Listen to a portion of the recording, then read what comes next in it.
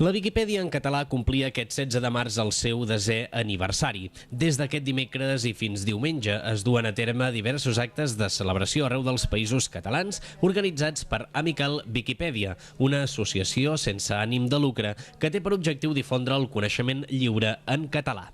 La Sala Magna de la Facultat de Ciències de la Universitat de Girona ha estat escenari aquest dijous d'una xerrada de debat oberta a tothom per donar a conèixer el projecte Viquipèdia a qui estigués interessat. La conferència ha analitzat diversos àmbits d'aquesta espècie d'enciclopèdia online, des de la presentació a l'edició, passant per la fiabilitat o la seva aplicació en la docència.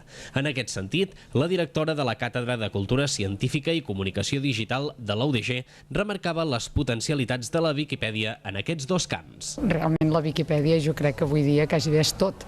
És a dir, cultura científica, quan algú vol conèixer alguna cosa, sobretot de ciència, què fa? Què és la primera cosa que fa? Doncs consultar la web a veure què hi ha i, esclar, gràcies a Déu, el primer que te surt és informació de la Viquipèdia, que és una informació que tots molt bé sabem que és una informació contrastada i que, per tant, la podem donar per bona.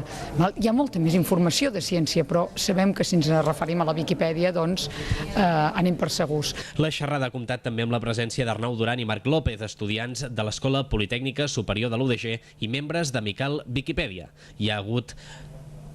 També hi ha participat un expert en programari lliure. En acabar hi ha hagut ronda de preguntes i trobada amb els membres d'Amical. També s'han repartit tríptics informatius a tothom qui volgués iniciar-se a la Viquipèdia, amb instruccions per saber com funciona per dins i per aprendre a editar en pocs minuts.